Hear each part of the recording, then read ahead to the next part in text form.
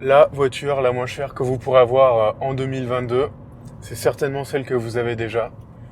Parce qu'avec les différentes pénuries dont je vous avais parlé concernant les semi-conducteurs, mais aussi certains métaux, le prix des voitures neuves s'est beaucoup renchéri, même sur les voitures thermiques. Pourtant, une voiture, c'est pas éternel et malheureusement, j'ai envie de dire, beaucoup d'entre nous auront probablement de grosses pannes qui nous amèneront à changer de voiture l'année prochaine. Si moi j'ai la chance d'avoir l'usage et les moyens de rouler dans une voiture électrique qui me coûte finalement très peu cher, ce n'est pas le cas de tout le monde. Donc j'aimerais voir aujourd'hui qu'est-ce qui existe sur le marché du neuf comme véhicule qui reste abordable et économique à l'usage. Loin de moi l'idée d'être complètement exhaustif, bien sûr. Le but c'est de lancer une certaine discussion et je vous laisserai tout le plaisir de compléter ce que je raconte en commentaire. Si vous êtes à la recherche de la voiture la plus polyvalente possible pour le moins cher possible, on va dire entre 10 et 15 000 euros neuf, avec une bonne garantie et un équipement correct, je retiens deux modèles. Le premier, c'est la Suzuki Swift, dont je vous avais fait une vidéo dédiée, même deux vidéos dédiées, si on compte la Swift Sport, qui est pour moi vraiment une très très bonne surprise d'un point de vue polyvalence, équipement, sécurité, tout ce que vous voulez. Si vous prenez ce modèle, quelle que soit la finition, vous aurez un équipement très complet. Avec le 4 cylindres 1,2 litre micro-hybride, vous aurez des consommations vraiment très faibles. Le tout avec une voiture vraiment très agréable à conduire et, de mon point de vue, très jolie. Et si vous n'avez pas de concessionnaire Suzuki à proximité ou que vous avez besoin de davantage de place, on a la Dacia Sandero qui fait vraiment un carton en France et en Europe. Et donc là, mon conseil, c'est de ne surtout pas prendre la Sandero Stepway, puisque vous paierez 2 000 euros juste pour quelques autocollants et des suspensions un peu plus hautes. Je trouve ça vraiment très cher pour ce que ça apporte. Si vous partez sur une Sandero, on va dire normale, que ce soit en finition essentielle ou confort, je pense que vous en aurez pour votre argent. Avec une voiture qui présente bien, qui a l'équipement essentiel. Si vous prenez la version confort, vous aurez la clim et la réplication smartphone.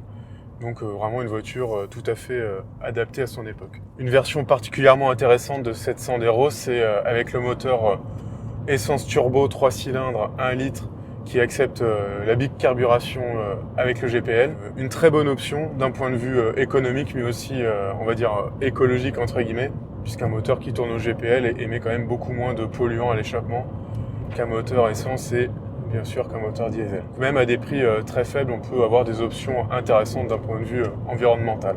Pour finir concernant ces petites voitures, je reviens à la Suzuki. Elle est disponible en version 4 roues motrices si vous en avez besoin pour environ 2 000 euros de plus.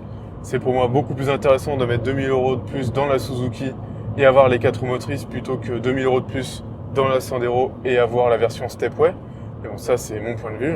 Et l'une comme l'autre sont disponibles avec des transmissions automatiques à variation continue pour environ 1 000 euros de plus, je crois. C'est intéressant si vous voulez vous passer de la pédale d'embrayage. Ce ne sera pas les meilleures boîtes automatiques du marché, mais bon, ça reste abordable et somme toute relativement souple et confortable à conduire. Si vous avez un peu plus d'argent, autour de 20 000 euros, et que vous cherchez ce qu'on appelle une citadine polyvalente de la catégorie de la Clio. Alors la Clio, j'en avais déjà parlé, mais je pense pas que j'irais vers cette voiture si j'avais le choix en 2022. Si je cherchais une voiture vraiment petite, polyvalente, qui puisse faire de la route sans problème, et ben j'ai deux choix. Une en boîte mécanique et une autre en boîte automatique. En tout cas sans pédale d'embrayage.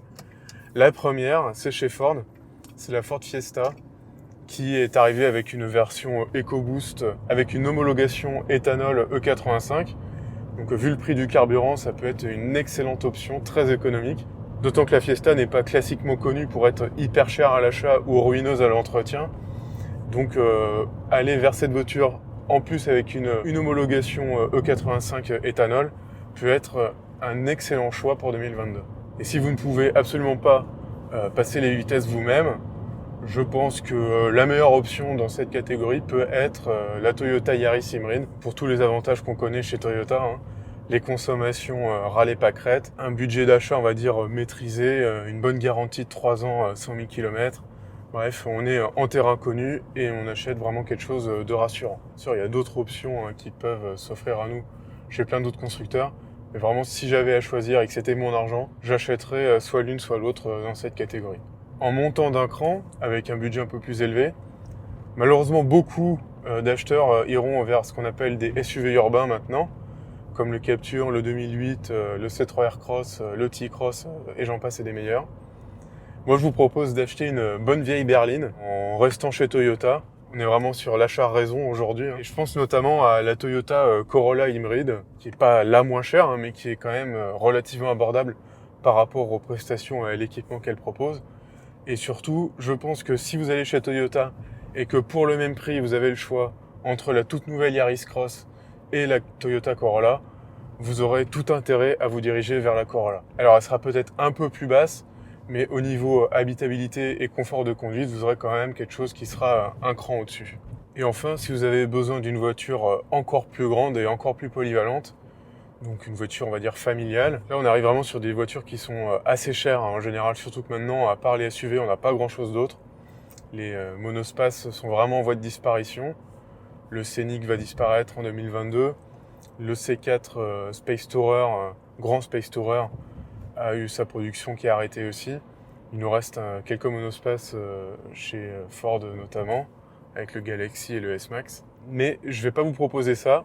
Je vais vous proposer un SUV bizarrement. Et ce SUV, c'est le Ford Kuga hybride simple, éthanol E85.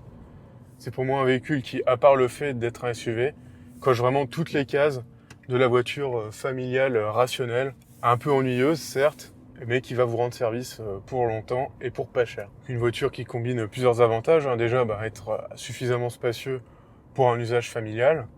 Une motorisation hybride sous licence Toyota, donc avec un 2,5 litres atmosphérique et une machine hybride associée avec un train épicycloïdal, donc avec une variation continue.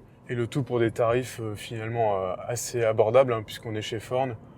En tout cas beaucoup plus abordable que ce qui peut exister en hybride rechargeable, voire même en diesel, chez d'autres constructeurs. Donc vraiment une offre très intéressante, surtout que l'homologation d'usine en éthanol 85 vous permettra de consommer d'un carburant vraiment très peu cher, comme je vous l'ai déjà dit pour la Fiesta. Après c'est vrai que le Kuga n'est pas spécialement aussi beau que les deux générations d'avant, mais là je pars vraiment du principe qu'on a besoin absolument de changer de voiture en 2022, on ne peut pas faire autrement et il nous faut quelque chose qui soit fiable et économique. Et de ce point de vue-là, je pense que la Ford coche tous les critères. Et si vous voulez pas d'un SUV, vous pouvez très bien prendre la même Toyota Corolla que je vous ai citée juste avant, en version break, qui sera beaucoup plus spacieuse. Et si vous êtes fâché avec votre concessionnaire Toyota, cette voiture existe aussi chez Suzuki. Elle s'appelle la Suzuki Sways et aura tous les mêmes avantages que la Corolla Touring Sport Break. Dites-moi en commentaire si vous allez devoir changer votre voiture en 2022 ou si vous allez pouvoir garder la vôtre. Je serais très intéressé de le savoir. Et dites-moi bien sûr si vous voyez d'autres choix dans l'alternative que je vous propose aujourd'hui. S'il y a d'autres véhicules qui pourraient correspondre aux critères que j'expose, à savoir d'être le plus économique possible à l'achat, à l'usage et à l'entretien en neuf pour 2022. Et en attendant, je vous souhaite une bonne route et je vous dis à bientôt.